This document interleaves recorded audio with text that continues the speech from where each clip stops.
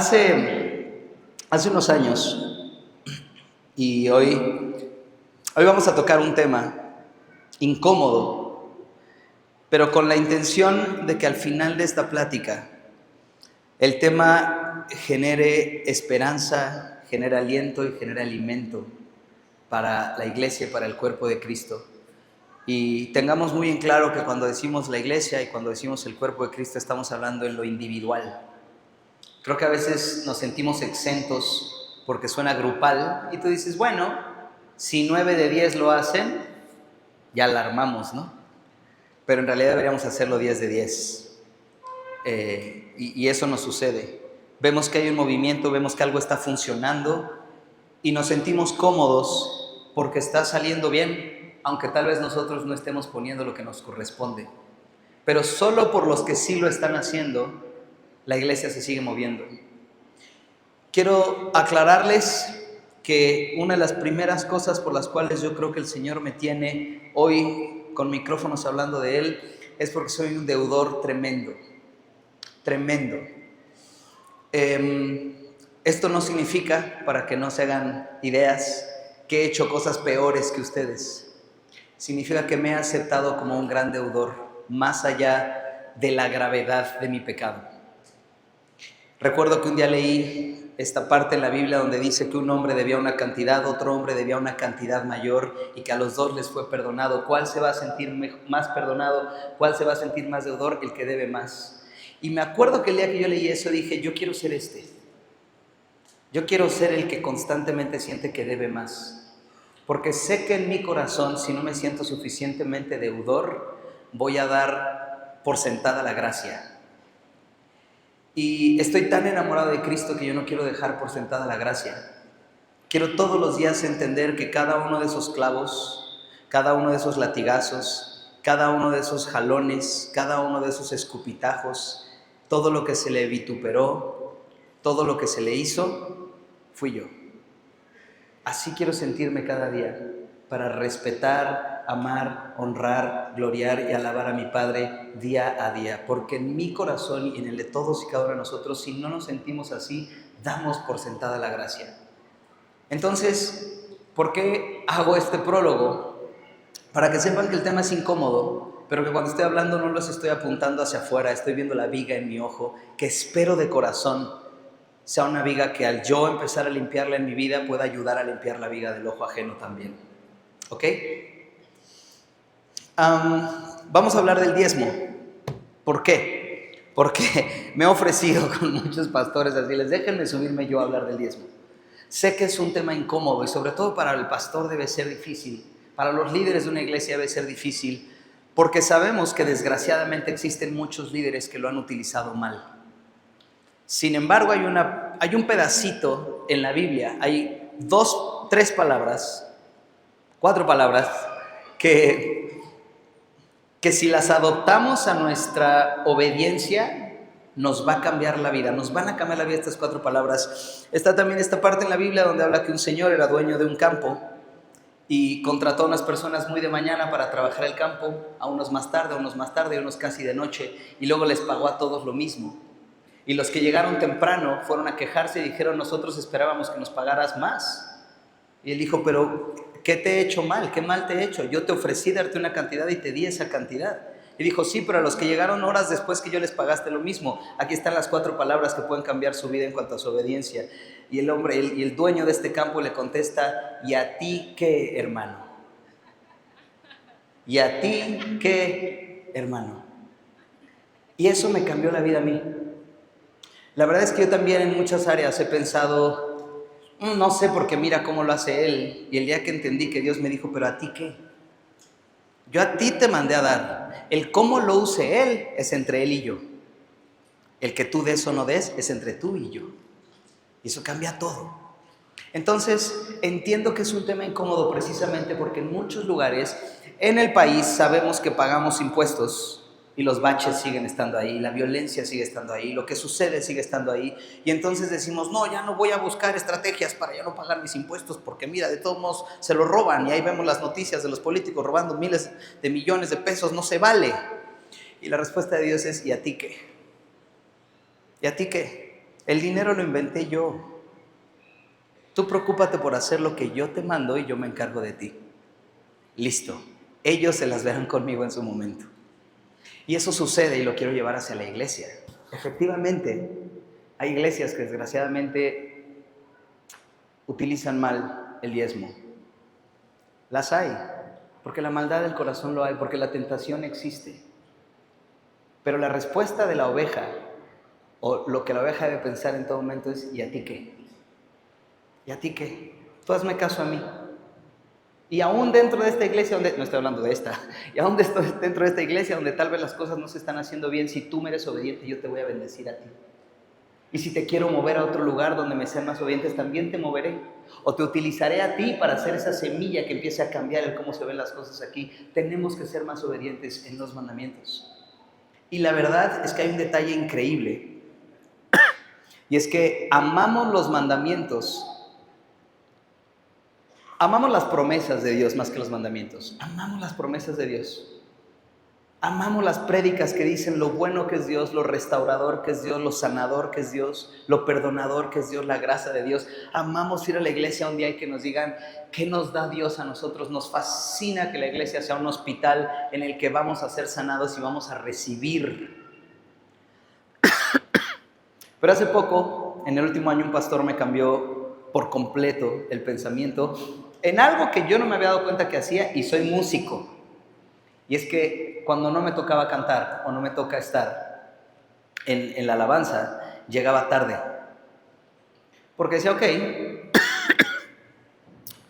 ok, la alabanza dura más o menos unos 35, 40 minutos. Me da tiempo de desayunar un poquito más. Amo los deportes. Y Dios escogió justo el día de los deportes para que lo hagamos su día, ¿no? Eso es en lo que Dios y yo siempre debatimos. Pero Él, gracias a Dios, ya ganó en mi corazón. Él es más importante que los deportes. Pero muchos años no lo fue. Es la verdad. Yo decía, me voy a quedar a ver, le voy a los Bills de Buffalo. Si alguien sabe fútbol americano, oren por mí. Le voy a los Bills de Buffalo y yo decía, los Bills juegan a las 12, la prédica empieza a la 1. O había a las 11 y a la 1. Entonces voy a la de las 11 para poder salirme tempranito. En cuanto el pastor diga amén, yo ya estoy en mi coche. Y voy a poder ver segundo, tercero y cuarto del partido, ¿no? O voy a verlo a las 12, lo veo hasta la 1:15, 1:20, me pierdo la alabanza y llego. Y la verdad es que se fui muchos años. Muchos, 20 y tantos años fui de Calimba. Y me llamó mucho la atención este pastor cuando dijo: ¿a quién se alaba? A Dios. Entonces, cuando tú vas a la iglesia pero dices, ¿me puedo perder la alabanza?, te estás perdiendo la parte más importante de la iglesia. Es la casa de Dios. ¿Y Dios está en todos lados? Sí. Pero cuando vas a su casa, vas a visitarlo a Él. Y yo creo que a ti no te gustaría que alguien solamente vaya a tu casa o solamente tenga una relación contigo para ver qué le das. Te sentirías constantemente usado. Dios siente lo mismo. A Dios le duele también vernos decir, me puedo perder la alabanza y solamente llego a recibir. Solamente voy a llegar a ver qué me da a mí.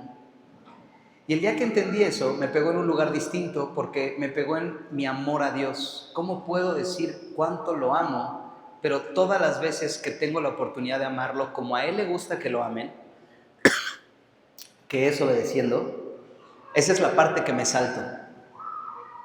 Estoy seguro, mujeres hermosas, que a ustedes no les gustaría, denme un segundito, tengo polvo en la garganta, que a ustedes no les gustaría que alguien dijera, híjole, estoy muy enamorado de mi esposa o de mi mujer porque me cuida, porque me cocina, porque limpia la casa, porque trabaja.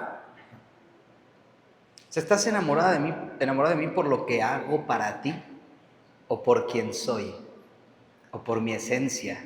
Hombres, yo sé que no nos gusta que digan, este es un buen hombre porque provee. O sea, ¿solo soy un buen hombre por lo que doy? ¿Mi único valor es lo que doy? Mi esencia no tiene valor, quien soy no tiene, y entonces encontramos nuestra identidad en lo que damos y no en quienes somos. Y Dios siente exactamente eso, que constantemente lo buscamos por lo que da y no por quien es. ¿Dónde podemos cambiar eso como cuerpo de Cristo y como iglesia?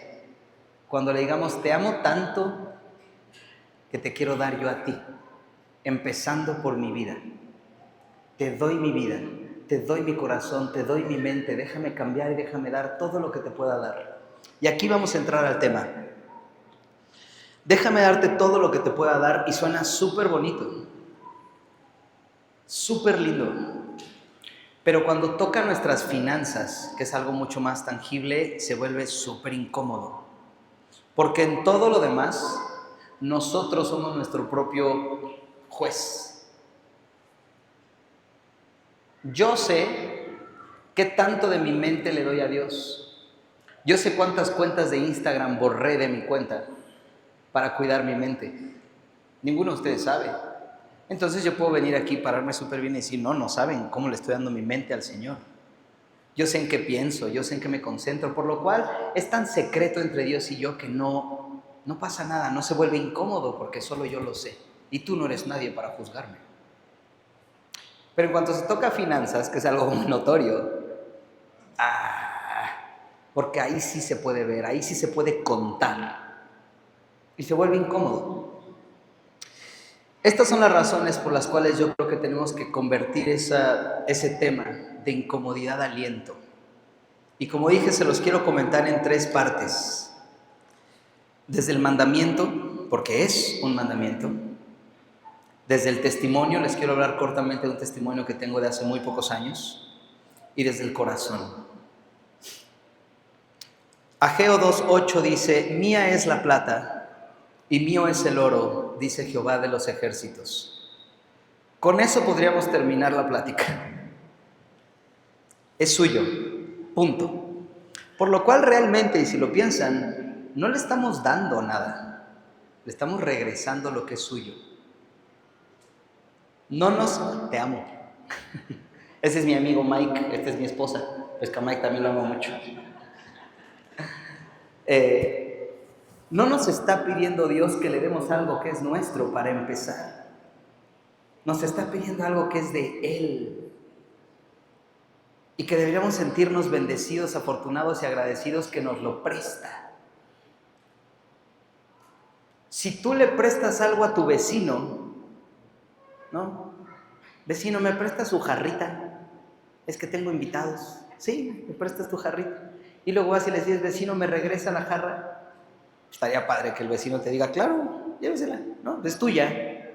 ¿Cómo te caería tu vecino si te dice, no, es que, oiga, ¿cómo viene y me la pides y todavía la quiero seguir usando? Pero es mía. Ya no te caería bien también tu vecino, ¿ah? Y eso es lo que le hacemos a Dios con las finanzas. No, Dios, ¿por qué me estás pidiendo algo que es tan mío? Con esto como, con esto me visto, con esto pago mi renta, con esto tengo techo. Le dicen, no, Señor, con tu fe comes, con tu fe pagas tu renta, con tu fe tienes techo. Porque el que lo hace soy yo. Lo único que tú tienes es tu fe. Todo lo demás, yo te lo puedo dar y quitar cuando yo quiera. La fe es lo único que tú tienes. Es con tu fe que haces todo lo demás. Todo es del Señor. Y aquí voy a entrar en esta parte, por la cual es un mandamiento importante. Primera de Samuel 10:18. Entonces Samuel habló todas las palabras del Señor al pueblo que le había pedido rey. El pueblo le pidió un rey. Queremos tener un rey como las demás naciones. ¿Saben quién era el rey de ese pueblo? Dios mismo. Era una nación que no tenía un rey de carne y hueso, tenía a Dios como rey constante, quien los alimentaba, quien los guiaba, quien ganaba las batallas por ellos, quien los bendecía, quien les daba más tierras, más terrenos, quien los llevó a lugares maravillosos, quien los libertaba día a día. Tenían a Dios mismo como rey y sin embargo dijeron, no, pero quiero uno de carne y hueso, como todas las naciones. Mira las demás, porque ellos tienen uno y yo te tengo a ti. ¡Qué desgracia que voltemos y le digamos eso a Dios! Mira cómo los demás tienen esto y yo que tengo a ti. Mira de qué tamaño hacemos a Dios. Y eso le hicieron. Y Samuel se enoja y le dice, no les demos. Y Dios dice, sí, porque Dios es un caballero y respeta tu libre albedrío. ¿Eso quieren? Dales un rey. Pero adviérteles lo siguiente. Y dijo, así será el proceder del rey que reinará sobre vosotros. Tomará a vuestros hijos, los pondrá a su servicio en carros y entre su gente de a caballo, y correrán delante de sus carros. Nombrará para su servicio comandantes de 1000 y de 50 y a otros para labrar sus campos y recoger sus cosechas, y hacer sus armas de guerra y pertrechos para sus carros. Tomará también a vuestras hijas para perfumistas, cocineras y panaderas. Tomará lo mejor de vuestros campos, de vuestros viñedos y de vuestros olivares, y los dará a sus siervos. De vuestro grano y de vuestras viñas tomará el diezmo para darlo a sus oficiales y a sus siervos. Tomará también vuestros siervos y vuestras siervas, vuestros mejores jóvenes y vuestros asnos, y los usará para su servicio. De vuestros rebaños tomará el diezmo, y vosotros mismos vendréis a ser sus siervos. Ese día clamaréis por causa de vuestro rey, a quien escogisteis para vosotros, pero el Señor no os responderá ese día. Lo que el Señor les advierte es, cuando ustedes sean reinados por carne y hueso y no por mí, esa persona va a pensar solo en sí misma. Y va a tomar a sus hijos y a sus hijas. Y lo que ustedes trabajaron se los va a quitar. Y lo que yo les he dado va a venir y se los va a arrebatar. Hace unos días, México explotó en violencia por la muerte del Mencho. Y curiosamente, en mi corazón, lo primero que pensé es, tenemos que diezmar más. ¿Por qué? Porque cuando México explotó en violencia, y estamos viendo que Dios ya nos lo había advertido, cuando tengan gobernadores de carne y hueso van a ver por sí mismos, y no es un secreto que en este país nuestros gobernadores trabajan de la mano con el narcotráfico. No es un secreto. ¿Por qué? Porque están pensando en su beneficio constante y propio, dejando al pueblo expuesto constantemente. Por favor, levante la mano el que quiera un avivamiento en este país. Amén. ¿Ustedes creen que un avivamiento va a venir sin un quebrantamiento? Exacto. Porque nuestra propia vida nunca sucedió, ¿verdad? Somos tan necios, nuestro corazón es tan perverso y necio, que solamente nos avivamos y nos acercamos a Él cuando vino un quebrantamiento. Y ese quebrantamiento generó una necesidad. Bueno, lo primero que yo pensé cuando explotó violencia en este país es, vendrá un avivamiento. Va a haber un montón de personas con tanto miedo que van a soltar a sus falsos dioses o a su carencia de Dios y van a buscar al Dios verdadero. Y la pregunta es, ¿a dónde tienen que correr? ¿A dónde va a correr toda esa gente que todavía no encuentra al Dios verdadero? Aquí. ¿Cierto? Y entonces, ¿de quién es la responsabilidad de que esto siga existiendo? Cuando todas esas personas quieran un lugar a donde correr, de nosotros. Y suena muy bonito decir, bienvenidos a esta iglesia. Es gratis. Eso es mentira. Es gratis para ti si decides no dar, y sigues siendo bienvenido, estoy seguro. La cosa es que las sillas cuestan, el micrófono cuesta, el púlpito cuesta, el estrado cuesta, los instrumentos cuestan, la iglesia cuesta, el techo cuesta, las cosas tienen un costo monetario. Yo no puedo estar de rodillas diciéndole, Señor, cambia mi país, trae un avivamiento a mi país. Y que en el momento en el que venga el quebrantamiento que va a generar ese avivamiento, la gente no tenga un lugar donde correr porque yo no hice mi parte. Y mi parte era diezmar. Mi parte era que este lugar se siguiera manteniendo. Para que cuando todas esas personas busquen un lugar a donde correr, este lugar exista. El cristiano tiene que dejar de orar por algo que no está dispuesto a participar. Porque si no, son oraciones hipócritas, es la verdad. Hay mucha hipocresía en orar porque haya un cambio, pero no querer participar de ese cambio. Levantaron la mano técnicamente todos, los que no, no sé por qué. Así estamos bien en México, ¿verdad? Pero esa es la verdad. Vámonos a un lugar más corto, tu familia. Estoy seguro que todos aquí tenemos familiares que queremos que conozcan a nuestro Dios, al Dios verdadero. Y estoy seguro que estamos semana a semana, día tras día, mes a mes, bimestre a bimestre, invitándolos. Ven a mi iglesia conmigo. ¿No nos emociona que nuestros hijos, hijas, parientes, madre, padre, abuelo, abuela, hermano, hermana, vecino, vecina, amigo, quien sea, colega, un día nos diga, sí, voy contigo? ¡Oh, yes! Va a venir conmigo a mi iglesia. Nos emociona que tenga un lugar a donde acompañarnos, pero no hacemos nada para que ese lugar se mantenga. Estamos felices con que hay un grupito que lo mantiene y yo recibo los beneficios. El mandamiento de Dios es mantener un lugar donde muchos que todavía no han entendido que Dios está en todos lados tengan a dónde correr. El mandamiento de Dios es mantener un lugar donde todos nosotros podamos crecer como cuerpo de Cristo, podamos desarrollar el fruto del Espíritu. La iglesia es importantísima. Yo no me había dado cuenta que el fruto del Espíritu Dios me lo estaba desarrollando en la iglesia porque no tomaba la iglesia con seriedad y por eso no había fruto. Paciencia es uno de esos. Pero es que en el mundo no tienes que ser paciente. En el mundo se te cruza alguien en el tráfico y le puedes decir lo que quieras, puedes usar tu mano como quieras y puedes tocar el claxon como tú quieras. Pero aquí no, aquí nos guardamos eso. Entonces aquí aprendes paciencia. ¿Verdad? Aquí en el estacionamiento se te cruza un hermano y...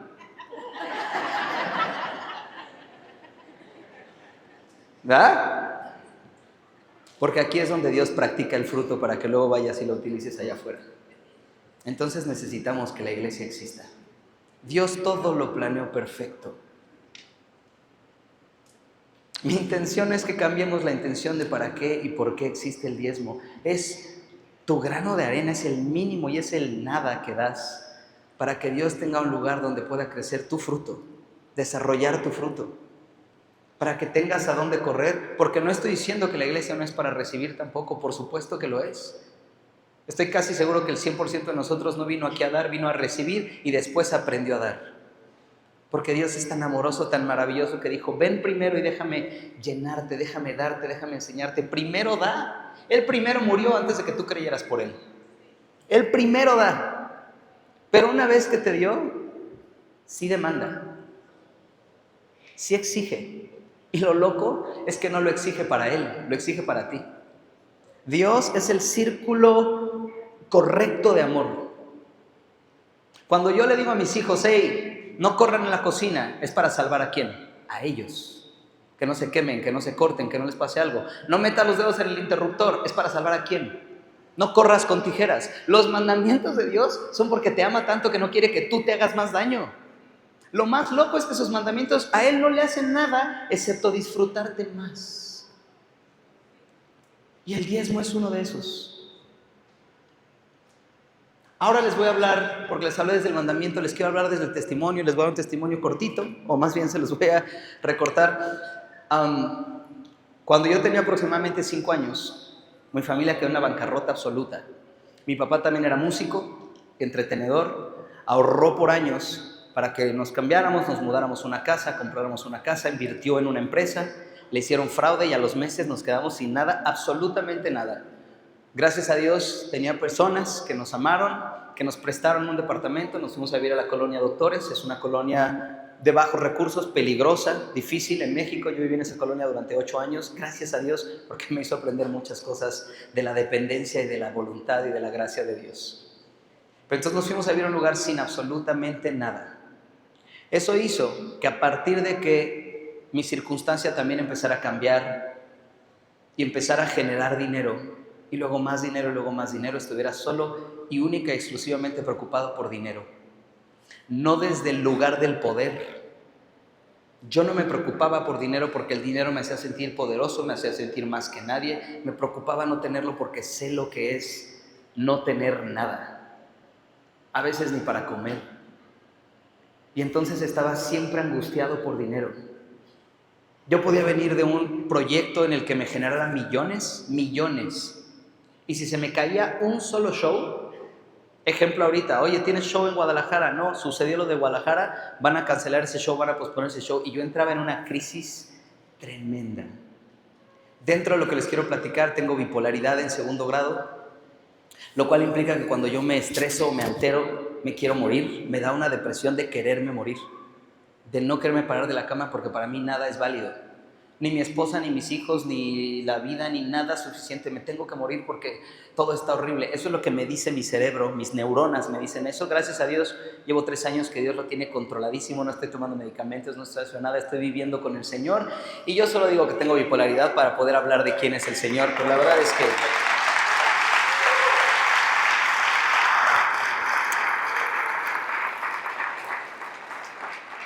Pero el caso es que imagínense, cada vez que a mí se me caía un show en una gira de 70 shows, se me venía el mundo encima, me hacía bolita en mi cuarto y no me quería morir. Y entonces, justo hace como unos 3 años, sucede un evento en mi vida donde me cancelan todo. No me cancelaron un show, me cancelaron absolutamente todo. No más obras de teatro, no más conciertos, no más patrocinios, no más nada, me cancelaron todo. Y yo estuve un día con pánico, un solo día. ¿Por qué? Porque 2 años antes estuve en el mismo lugar en pandemia. Y otra vez, durante 2 semanas estuve encerrado en mi cuarto sin poder salir, queriéndome morir. Meditando entre morirme o no. Meditando entre si tomar una pésima decisión o no. Ahí estuve, 2 semanas. Mis amigos se tuvieron que mudar a mi casa porque estaban preocupados por mí.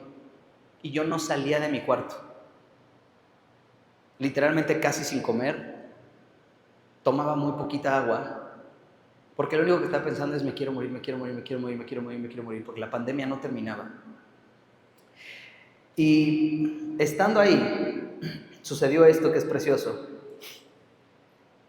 2 de Reyes 4, el aceite de la viuda.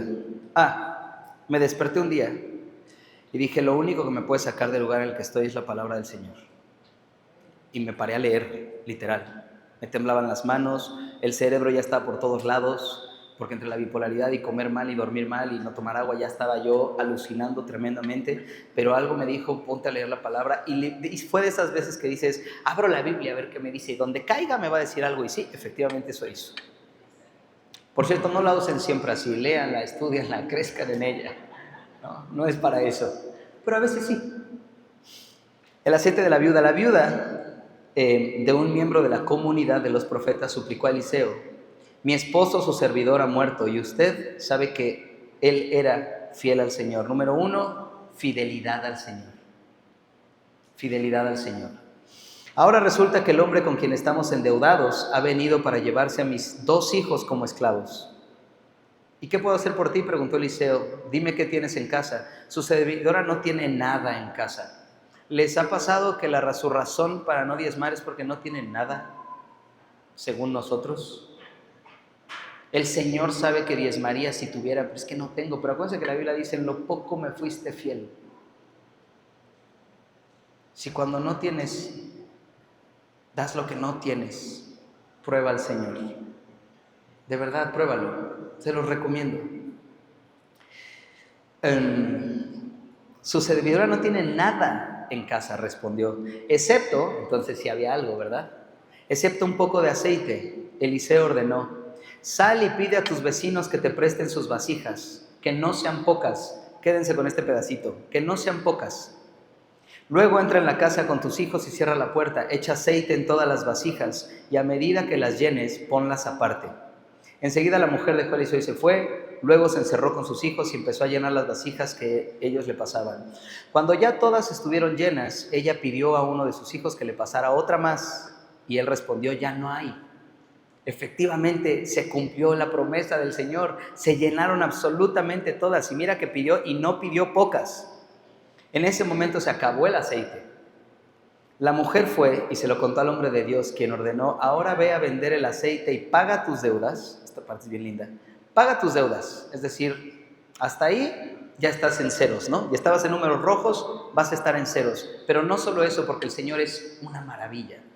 Y con el dinero que te sobre podrán vivir tú y tus hijos.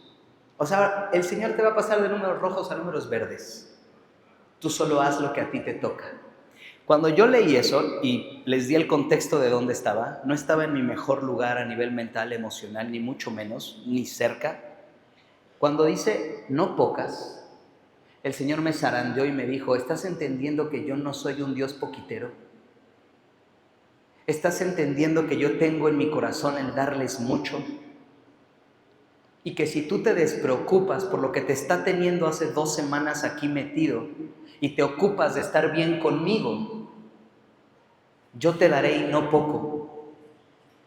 Y lo más hermoso es que yo nunca dije, Dios me va a dar un montón de dinero, porque nunca lo sentí así. Nunca fue una conversación de dinero. Aunque yo estaba ahí por dinero. Ese mismo día me bañé, me rasuré, me bañé bien porque llevaba 2 días sin bañarme, 2 semanas sin bañarme. Me bañé re bien, me vestí, me arreglé, bajé con mis amigos, hablé con la directora de mi empresa y les dije, todo va a estar bien. Por cierto, estamos en una deuda tremenda. Y lo primero que me preguntó fue, ¿qué pasó? ¿Qué se resolvió? Nos llamaron y nos ofrecieron conciertos, ¿qué sucedió? Le dije, no, me puse a leer la Biblia y todo va a estar bien. Estábamos endeudados en ese momento. Y al día siguiente, no fue ese mismo día, y al día siguiente me llamó un amigo que está viviendo una situación por la pandemia también tremenda y me dijo, ¿tienes para prestarme? Y yo estaba en números rojos, tenía dinero en la cuenta, pero debíamos más de lo que teníamos. Y yo le dije a la directora de mi empresa, préstame, agarramos ese dinero, vamos a prestar. El Kalimba, que llevaba 2 semanas metido en su cuarto sin poder salir, de repente se bajó con una fe absoluta, dijo, todo se va a resolver. Probablemente se cierre la empresa, probablemente nos declaremos en bancarrota, probablemente termine durmiendo en un sillón. No sé qué sigue, solo sé que todo va a estar bien, porque Dios así lo dijo. Y todavía, lo poco que hay, alguien más lo necesita, prestémoselo. Prestémoselo. Contado, genera cierto impacto, pero tal vez no impacto que tenía en mi vida. El de una persona que llevaba 2 semanas queriéndose morir, no por dinero, porque traía un trauma de años. Porque vio a su familia, claramente el dinero, y lo entiendo en las familias, por eso quiero hablar desde ese lugar. No quiero que vean al artista que seguro gana mucha lana y viaja y aviones y suites y lugares y bla, bla, bla. Eso ha sido parte de mi vida, sí, pero esa no es mi vida constante ni ha sido todo el tiempo. Y los mejores lugares y donde Dios me trajo paz no fue el día que me dio, fue el día que me quitó. Dios lo que quería es que yo me encontrara con Él y le dijera, confío en ti aun cuando no tengo, aun cuando debo, aun cuando no hay nada. Confío tanto en ti que mira, eso poquito que tengo alguien lo necesita, aquí está. Hoy estoy parado aquí, ayer vine con los 90s y metimos 7,000 y tantas personas a un lugar. Porque Dios cumple sus promesas. Pero quiero dejar muy clara una parte porque es la más importante para mí. No es el hecho de que yo esté parado aquí, que se restauraron mis finanzas, que vino trabajo y que vino cosas. Ese no es el final de la historia. El final de la historia fue el día que yo me levanté de la cama, me bañé, me arreglé y dije, listo, hecho está. Seguía en la misma circunstancia, seguía en el mismo lugar, seguía en el mismo momento. Yo todavía no conocía el final de la historia y probablemente todavía no lo conozco el día de hoy. Pero para mí ese día, Dios estaba a cargo y me quitó una cosa más importante que mi problema financiero momentáneo. Me quitó un trauma de la infancia. Me trajo paz en algo que yo llevaba 35 años sin tener paz. No cambió la circunstancia, cambió mi fe. Y les quiero hablar desde ahí porque de verdad necesitamos tener más fe. Hace rato hablé de las oraciones hipócritas, por llamarles así les puse yo, y lo repito, estoy hablando de mí. Me sentí un hipócrita cuando dije, ¿cuántas veces oré a Dios? Y le dije, Dios, úsame, déjame mostrarle mi fe a la gente que está allá afuera. Y cuando me ponía en circunstancias, yo me encerraba en un cuarto. Cuando Él me prestaba la circunstancia para yo demostrar mi fe, yo me quería morir. ¿Cómo le puedo enseñar a Dios a alguien si yo mismo no permito que Dios trabaje en mí? Si cuando me da la importancia, claro, qué bonito era pararme en lugares cuando todo estaba bien, cuando mis finanzas estaban bien, mi vida estaba ordenada, y pararme a hablar. No, Dios es maravilloso. Pero ¿pueden decirle a alguien que Dios es maravilloso el día que no sabes cómo vas a pagar la renta? Sí, sí, sí puedes. Porque vas a ir a la iglesia y vas a diezmar. Y vas a diezmar. Y quien sabe con qué corazón lo hiciste primeramente va a ser Dios. Y va a cambiar algo en ti. Porque ese día le vas a decir: Dios, sigo sin saber cómo voy a pagar esta renta, pero estoy súper en paz. ¿Y saben que eso se nota? ¿Saben que eso se refleja? ¿Saben que como iglesia tenemos la responsabilidad de reflejar y representar a Dios donde nos paremos y en cualquier circunstancia? Y que no hay mejor momento y mejor circunstancia que decir que tu Dios es bueno cuando estás en la tribulación. Porque decir que Dios es bueno siempre adora y alaba al Señor. Pero el que no cree en Él te ve en una buena circunstancia y dice: pues claro, claramente vas a decir que Dios es bueno, mira qué bien te va. Díselo el día que estás en el hoyo, pero es que no lo puedes decir si no lo crees. Y si lo crees, ¿por qué no actúas según lo que crees? ¿Por qué no dejamos de ponerle excusas al Señor? Ahorita me consterna mucho que en redes sociales hay muchísimas personas que salieron de iglesias dolidos y ya tienen páginas con cientos de miles o millones de seguidores explicando a los pastores que se equivocaron, lo que me hicieron, por qué debes diezmar o no. El diezmo no es bíblico, el diezmo era del Viejo Testamento y bla, bla, bla. Y estamos poniendo un montón de excusas de por qué no obedecer al Señor, cuando la respuesta correcta es: ¿a ti qué? Lo acabo de explicar claramente. El diezmo es bíblico en tiempo presente, que según la época y según el momento Dios lo va utilizando con la sociedad y el movimiento y la evolución que va teniendo la sociedad en su momento, sí. Tal vez no lo usa hoy como lo usó hace 5,000 años o 2,000 años o X tiempo. Tal vez no lo usa igual. La ofrenda o el darle, tal vez la ofrenda no la utiliza de la misma manera hoy que cuando se las pidió a Caín y a Abel. Porque el mundo ha cambiado, pero lo sigue usando para lo mismo, para salvación. El propósito no ha cambiado. Y no podemos decir, o no podemos decir que no entendemos, por lo menos después de esta explicación, que es la primera que Dios me dio a mí. ¿A dónde corriste tú cuando necesitabas? A tus pies. ¿Y a dónde te llevaron mis pies? A la iglesia. Exacto. Tú tuviste un lugar para refugiarte. Ahora encárgate de que ese lugar se mantenga, porque hay muchos otros que van a tener que buscar un lugar para refugiarse. Si están cómodos, no sé cuántos quepan aquí. ¿Cuántos cabemos aquí? ¿No? 600. Si están cómodos siendo 600, incomódense, porque deberíamos ser 3,000. Incomódense. Incomódense y oremos porque la iglesia crezca. Pero si estamos orando porque más gente venga, porque haya más salvaciones, porque haya más personas a los pies de Cristo, vamos a necesitar más sillas. Y cuestan. Hay una parte en la palabra que dice: antes de venir a los pies del Señor, si tienes algo contra tu hermano, ve y resuélvelo y ya después vienes. A mí me gustaría que lo aplicáramos para todo. Yo estoy seguro que la Biblia quiere que lo apliquemos para todo. No solo para el perdón, también para el diezmo, también para la ofrenda, también para la vida, también para la obediencia. Antes de venir a sentarme a tus pies y decirle: Señor, por favor, cambia la vida de fulanita, sutanita, menganito, de mi tía, de mi primo, de mi bla, bla, bla. Sí, pero ¿a dónde van si ya no hay más sillas, Kalimba? ¿Y qué voy a hacer para variar? ¿Echarle la culpa a él como lo hace el mundo? Es que hay pobreza en el mundo porque o no existe Dios o Dios así lo quiere. ¿No será que es porque tú no estás haciendo tu chamba? Entonces los que sí conocemos al Dios verdadero, tenemos una responsabilidad. Yo no puedo decir: no hay más sillas porque al Señor así lo quiere. No, Señor. El Señor no quiere eso. El Señor quiere más sillas. El Señor quiere iglesias más grandes. El Señor quiere más personas a sus pies. Y por eso las personas que ya trajo, tenemos la responsabilidad de encargarnos de que haya más sillas. El mayor reflejo de Dios eres tú. Es la verdad. El mayor reflejo de Dios eres tú. Yo le pregunté hace muchos años a mi mamá cuando nos convertimos: mamá, ¿y si ya me convertí, si ya soy salvo?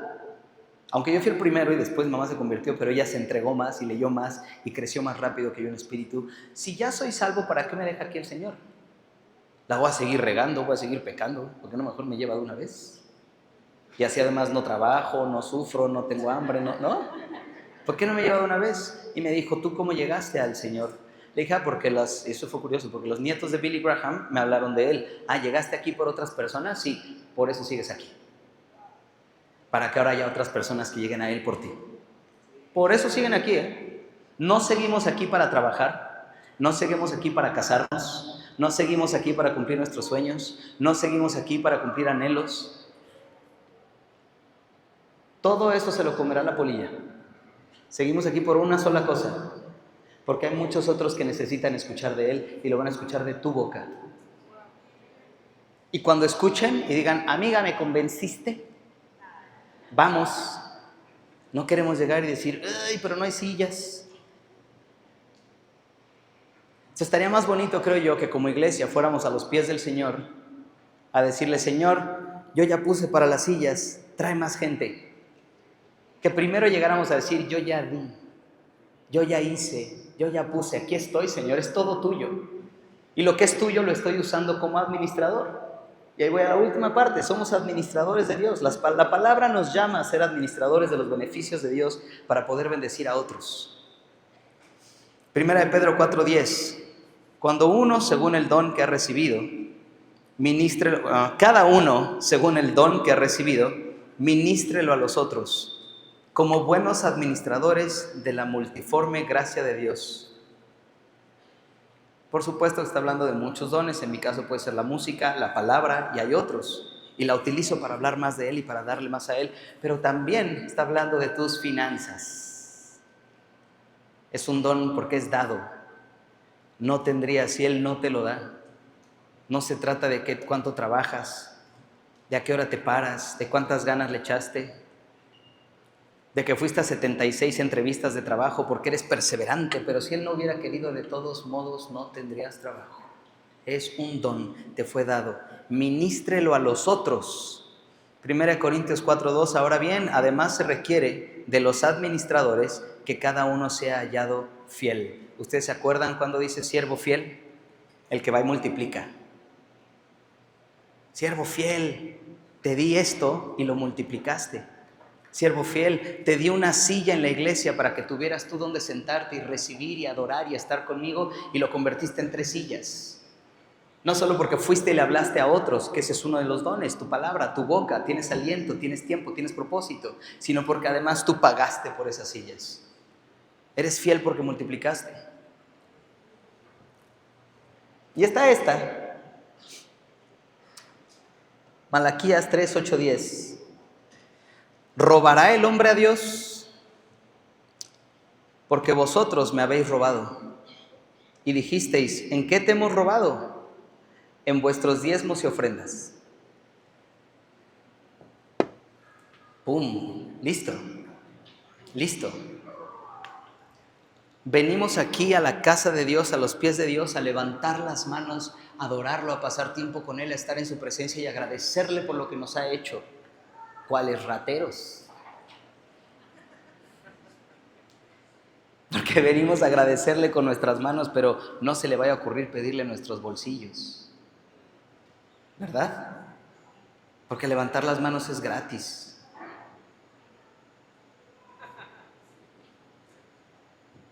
Entonces, a mí me cambió la vida el Señor. No empezó con las finanzas, pero un día tocó las finanzas en mi vida. Un día tocó las finanzas en mi vida y ese fue el inicio de que una persona que se encerraba porque le daban unos ataques tremendos de quererse morir por una situación neuronal, jamás ha vuelto a suceder. Jamás.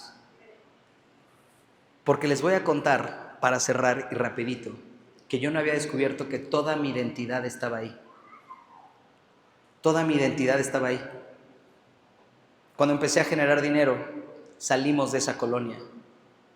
Yo mantuve a mis padres y a mi familia por años junto con mi hermana Ambalia. Ella estaba en Onda Vaselina, yo hacía telenovelas, luego yo entré a Vaselina, pasaron muchas cosas. Y aunque todo el mundo diga, ¡ay, qué bonita vida! Era como el niño que vende chicles en la calle. Yo trabajaba para mantener a mi familia. Se ve glamuroso, pero no era. Seguía viviendo en la colonia Doctores y salía en carrusel. Y la preocupación de mi mamá de tengo un niño famoso en una colonia donde un día me lo pueden secuestrar era tremenda. No era tan glamuroso como parece. Y algún día pudimos salir de ahí y yo me agarré de esa identidad. Mi identidad es el que genera dinero para mejorar la vida de otros. ¿Cómo genero dinero? Cantando. Entonces siempre voy a cantar y voy a ser el que canta. Y entonces en todos lados me presentaba así. Entonces si algún día estaba ronco o me sentía mal o se me caía un show, se me caía la identidad. Yo no me he dado cuenta que mi identidad provenía de un lugar de dinero, no me he dado cuenta, y la palabra dice, el principio de todos los males es el amor al dinero. Y yo no lo había identificado hacia Kalimba porque yo no amaba el dinero, yo amaba que mi gente estuviera bien. Pero para que mi gente estuviera bien, había dinero. Y para que hubiera dinero, yo cantaba. Y así sucesivamente. Había días que decía, Señor, hoy no tengo tiempo para ir a la iglesia porque tengo que ir a cantar, porque si no canto no hay dinero, y si no hay dinero mi gente no está bien. Y así sucesivamente, lo entiendo. Probablemente no viene desde un mal corazón. Probablemente viene desde el mismo lugar de supervivencia que vino para mí. Pero es que Dios no te invitó a sobrevivir, te invitó a vivir.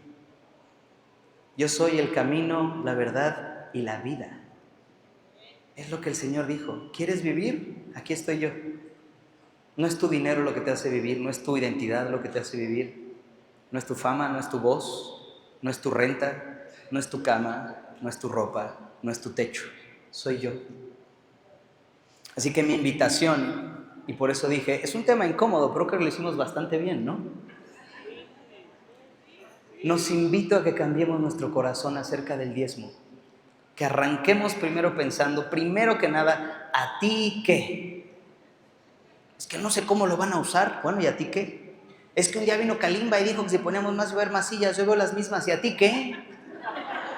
Sí, para que luego no vayan a decir, oye, Kalimba vino a empezar a dar más y hay las mismas sillas. Sí, pero el Señor lo va a usar como Él quiera. Tal vez no sencillas. Él sabrá. Y algo que sé, que me emociona mucho y que démosle un fuerte aplauso, es que ahora ya hay otro lugar, en la Virgen se llama. ¡Amén! ¡Amén! Iglesia querida, no le robemos a Dios. No le robemos a Dios. Y quiero agregar ahí no solo los diezmos, sino las ofrendas. Dejemos de excusar nuestra obediencia en lo que va a hacer el otro con nuestra obediencia. No, es que yo no le doy a gente en la calle porque lo usa para drogas. ¿Te consta? Digo, si lo ves comprarla, estoy de acuerdo. ¿Pero te consta? No, es que yo a los niños no les doy porque luego sus papás se los quitan. ¿Te consta? Y la pregunta de Dios es, ¿y a ti qué? Yo a ti te dije, da. No te pares con excusas frente a mí. No vengas a decirme, Dios, ¿por qué no haces algo? ¿Por qué no cambias mi país? Ya hice algo, mataron al Mencho. Ahora va a haber un montón de gente que va a correr a donde tú estás. Ponte a comprar sillas, órale. Yo ya hice mi parte. ¿Me oraste? Contesté. Pero mi respuesta viene una promesa y un mandamiento. Cumplamos las dos.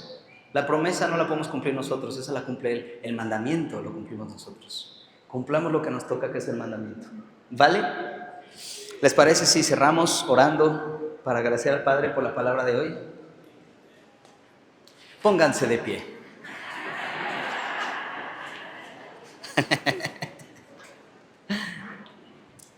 Amado Padre, te damos gracias. Gracias por este día, gracias porque nos trajiste aquí a escuchar tu voz, tu palabra, tus mandamientos, porque siempre nos hablas con un amor tremendo, porque en tu soberanía, tu firmeza, porque eres un Dios firme, un Dios de orden, pero eres un Dios también de compasión, de amor, de paz, de gozo. Y porque nos hablaste desde un lugar totalmente diferente, algo que nos está costando como iglesia y como cuerpo de Cristo entender y participar. porque estás abriendo y estás poniendo en boca de muchos el que regresemos a ser obedientes a ti en todas las áreas, no solo en las que nos gustan o nos acomodan, Padre. Padre, oramos porque esta iglesia ponga un ejemplo tremendo, no solamente en San Luis, sino en esta nación. Que ponga un ejemplo tremendo de lo que sucede cuando tus hijos somos obedientes. Que a través de la obediencia en muchas áreas, una de esas, el diezmo, tu mano se muestre a través de nuestra obediencia y eso cambie y eso avive. Oramos por un avivamiento de nuestra nación, Señor, un avivamiento tremendo. Pero porque nuestro corazón es necio, no porque tú así lo quieres, sino porque así necesita hacerse por nuestro corazón, ese avivamiento viene a través de quebrantamiento. Y ese quebrantamiento genera necesidad. Y tú nos pediste a nosotros que aprendiéramos a cumplir nuestra parte dentro de esa necesidad. Se necesitarán más espacios, más sillas, más lugares, imprimir más Biblias. Amén. Más pastores. Levanta los corazones de muchas personas. Sobre todo le hablo y le hablamos a los jóvenes, Señor. Levanta corazones jóvenes que quieran dedicar su vida a ti. Corazones que puedan hablarle también a las nuevas generaciones, con las que se sientan identificados. Qué bonito es ver el ejemplo de un joven que vive para ti, Señor. ¿Y por qué digo específicamente un joven? Porque hay tanta más tentación, hay tanta más oportunidad, hay tanta más ansiedad. Y cuando un joven dedica su vida a ti, significa que hay una promesa cumplida, hay un dominio propio, hay una obediencia, hay un corazón que se derramó a ti por encima de todo lo que el mundo le estaba diciendo. Hay una edad donde el mundo ya no te atrae tanto, sigue habiendo cosas, sigue habiendo tropiezos, pero hay una edad donde ya lo viviste, ya lo pasaste, ya no te interesa. Pero en esa edad de los jóvenes, Señor, en esa edad en la que te quieres comer el mundo, qué bonito es decir, me quería comer el mundo, pero el mundo ya no me importa, me importas tú. Y ahí te pedimos que lleves a muchos jóvenes para que levantes más pastores, más iglesias, más sillas, más lugares. Y venga la respuesta de oración que estamos teniendo sobre un avivamiento en este país, Padre. Mantén también nuestros corazones en paz, sabiendo que tú nos proteges, que tú nos cuidas y que honestamente el fin de todo, el de todos, será que nuestro cuerpo se acabe. Pero cuando eso suceda, hay algo que no tiene fin y es la vida eterna y que nosotros queremos vivirla contigo en el cielo. Y para eso vino tu Hijo Jesucristo a morir por nosotros, el cual aceptamos como nuestro Rey, nuestro Dios, nuestro Señor y Salvador. Gracias por Él. Te pedimos profundamente por los diezmos y ofrendas, porque no es una cuestión de dinero, es una cuestión de corazón. Te pedimos que cambies nuestro corazón a tal grado en lo que ya no es tan gratis, lo que ya es incómodo, lo que ya nos pesa, lo que ya tiene que demostrar una verdadera fe. Eso también te demos, Señor. Y podamos de verdad ser un impacto como cuerpo de Cristo al mundo. Gracias por esta iglesia, gracias por sus líderes, por sus pastores, por su rebaño, por sus paredes, por sus sillas, por su tiempo y por este domingo hermoso que nos permitiste crecer en ti, crecer en tu palabra, Padre. En nombre de tu amado Hijo Jesucristo, amén. Amén.